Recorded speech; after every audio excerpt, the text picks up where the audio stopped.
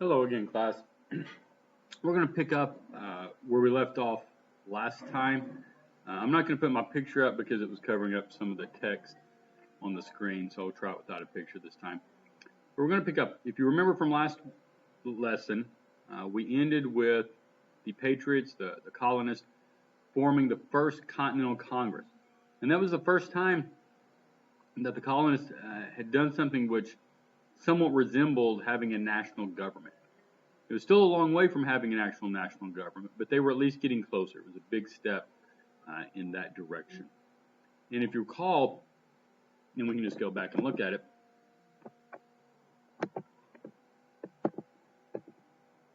the First Continental Congress did two things. One, it banned all trade with Britain until the Intolerable Acts were repealed, and two, it told the colonies to start training troops. It's important to understand that at this time period, there was no United States. It was still 13 separate colonies. And so they didn't have a national army. So each of the colonies were relying on their own militias. Now, if you know what a militia is, it's sort of a temporary army with non-professional soldiers. Militia are made up of not people who are soldiers for a living, but just people with regular jobs, farmers, bakers, artisans, that sort of thing. But they basically go join a militia for a short time period to take care of whatever threat their town or colony is facing. So it's sort of like a temporary army with people who aren't necessarily professional soldiers. Soldiering is not their profession. So it's not like the army we have today, where people sign up and they get paid and they stay in that job for multiple years. Militia is going to be much more temporary. And the First Continental Congress told the colonies, look, you better start raising some militias because we may have to do some fighting with the British soon. Right. So these committees of safety were formed.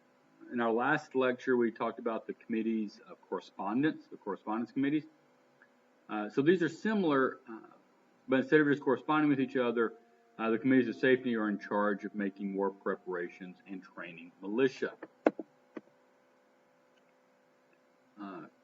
Three famous people, names you may have heard of before: John Hancock, Paul Revere. These were members of committees of safety in Massachusetts. You had others in other colonies. You did have committees of safety in other colonies, but a lot of the focus of the very first of the revolutions really up in Boston. You had the Boston Massacre, you had the Boston Tea Party, and as we're about to learn, the first fighting of the Revolutionary War took place real close to Boston. Now, up in Massachusetts, the militia preparing to fight were called Minutemen. That's because they had to be ready to fight on a minute's notice. That was sort of the saying. You basically have 1 minute's notice to get ready to go out and fight the British. Because again, these weren't professional soldiers, all right? They weren't living on a military base or in constant preparations for war. They were still going about their regular daily lives and whatever jobs they had. It's just they had agreed that, all right, if you get the signal, if you receive notice, you kind of drop what you're doing, go home, get your weapon, and then go fight the British.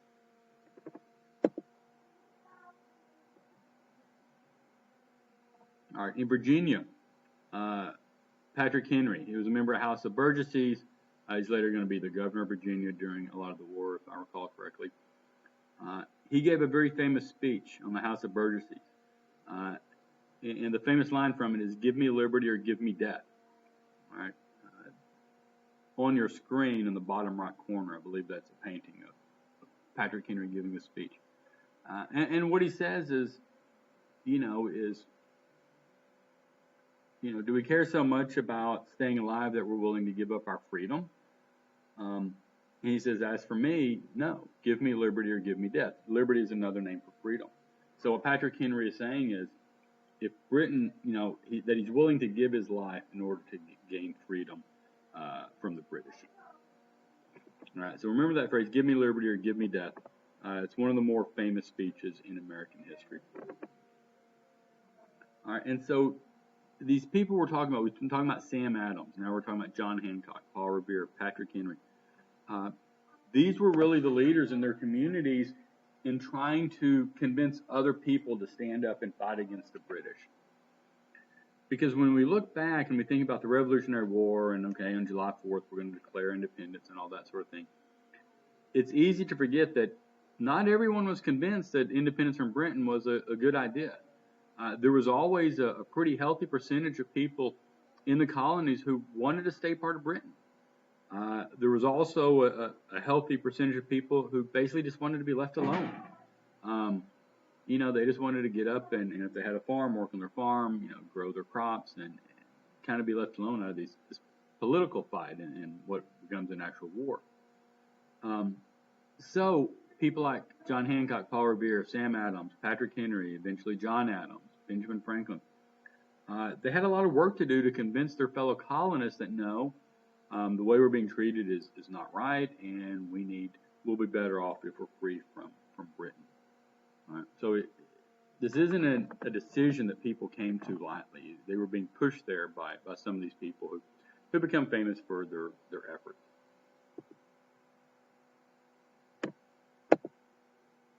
Okay, we mentioned Paul Revere. He was a member of the Massachusetts Committee of Safety. He created a system to warn Boston of British invasion. And basically, here's a picture of this church in Boston, and it was there 250 years ago. And the pattern was, or the system was, if there was one lantern burning in that church steeple there at the top, you can see where you see some space in the steeple, the white part on top of the church. If there was one lantern there, then the redcoats were coming by land. They were coming across the land. All right, so if you think about a map of Boston, it's right on the ocean. Boston is a port town. All right, so in one half, it's to the west of Boston, it's the land that goes towards the rest of the country. But to the east is the Atlantic Ocean, and you have bays and things like that. But the signal was, okay, if the British are coming across land, then we'll put one lantern in the church steeple. If the British are approaching by sea, i.e. they're coming in by boats, we'll put two lanterns. Because they weren't quite sure. They thought the British were coming. And remember, this was after the Boston Tea Party. This was after the Intolerable Acts. And there were rumors that Britain soldiers were about to come down and basically squash the start of this rebellion in the colonies. And so they prepared the system, and that, you'll see the title of my slide, One If by Land, Two If by Sea. That comes from a famous poem by Henry Wadsworth Longfellow called The Midnight Ride. So that's a famous saying. Now, the poem is actually written like 1860, so about 85 years after the event's taken place. And the poem kind of adds to the legend of Paul Revere. There are a lot of things in the poem that aren't real accurate, but it does kind of highlight this moment in American history. And the famous phrase I'm taking from is "One if by land, two if by sea," to remind you of the warning system. Okay, so April 18, 1775. Again, I'm not going to ask you to remember that exact date. Just remember that the revolution, the first fighting of the revolution, broke out there in the spring of 1775. Because that's something interesting to think about, because remember, we're not going to declare independence until July 4th, 1776. All right, so, almost whatever that is, 15 months later. So for the good first year of the fighting during the war, fighting with Britain, America still hasn't actually declared independence. There's still a lot of people thinking, well, if we can just convince the king, we can just convince the British to stop passing laws over in London that affect us, to let us go back to governing ourselves like we did back before, the French and Indian War, then everything can go back to normal.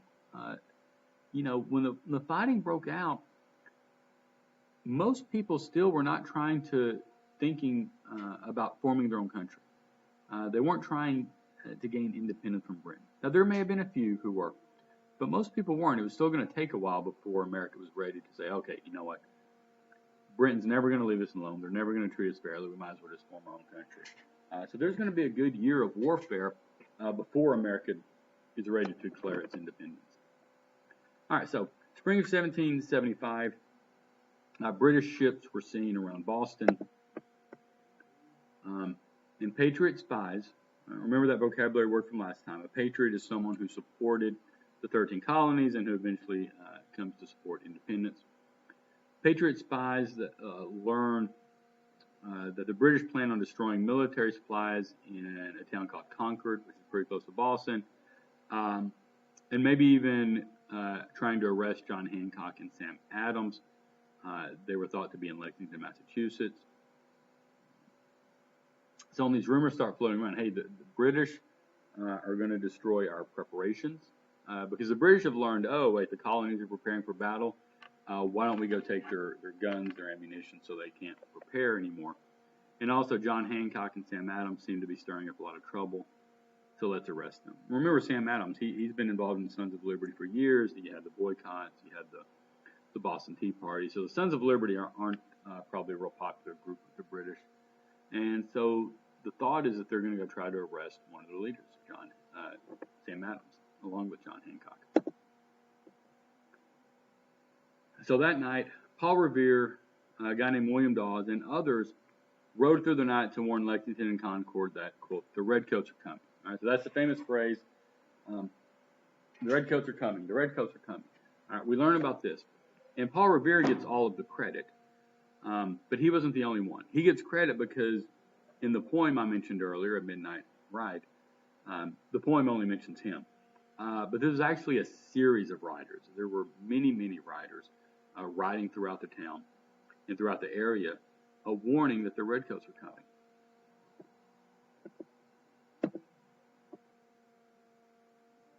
So, the next morning, 700 redcoats fought against 70 Minutemen and militia at Lexington. Again, it's a small town close to Boston. No one really knows who fired the first shot. We just know on that morning, fighting broke out in Lexington. Now, obviously, 700 versus 70, it's not quite equal playing field there. So the redcoats are pretty easily able to win that part of the battle. Then they marched to Concord to destroy the military supplies that the Minutemen had been gathering, and these committees of safety had been gathering up to store. But the redcoats eventually had to retreat when 4,000 Minutemen and militia arrived. All right, so remember, all through the night, Paul Revere and William Dawes and people like that had been riding around telling people to get ready, get ready. And by the next morning, eventually about 4,000 of these militia, the Minutemen as we call them, because they were ready to fight on a minute's notice. By the morning, 4,000 of them had been able to gather. And they show up in Lexington where the British are. And they drive the British back. And the British eventually have to turn and flee and run back to Boston, where they were kind of stationed. And it was a pretty dangerous retreat, because by then so many Minutemen and militia were basically lining the roads between Lexington and Boston. And the British Army is constantly having to run through constant gunfire to get back to the safety of Boston. So, we don't know who fired the first shot, but the Battle of Lexington and Concord becomes known as the shot heard round the world. This idea that the American Revolution is going to set off not only a revolution in our country, but a revolution in other places. In 1775, Europe was still ruled by kings and queens. But America is about to get rid of their king and queen. They're saying, we're not going to be ruled by king and queen anymore. Then in the 1780s and 90s, France is going to get rid of their king. And today, there are still a few kings and queens in Europe, but they really don't have any power. They're more figureheads for the most part. And you have democracy. You have elected presidents or prime ministers, which is another elected official running countries. So the idea is that Lexington and Concord started this revolution away from kings and queens, away from monarchy, towards democracy, towards self-government. Not just in our country, but then once it was able to take hold in America, then other countries said, hey, look over there, look how they're doing things. Maybe we should do it like that. And so the idea is Lexington Concord was a shot heard around the world because it really kind of changed the way governments around the world were set up. Not immediately. I mean, it's going to take several years, but this was the first step towards somewhat kind of the modern political system we have today. Okay. So, April 19, 1775, the Battle of Lexington Concord, and the Revolutionary War had begun. The next lesson I'll put up here will be about that Revolutionary War, and then we'll go on from there.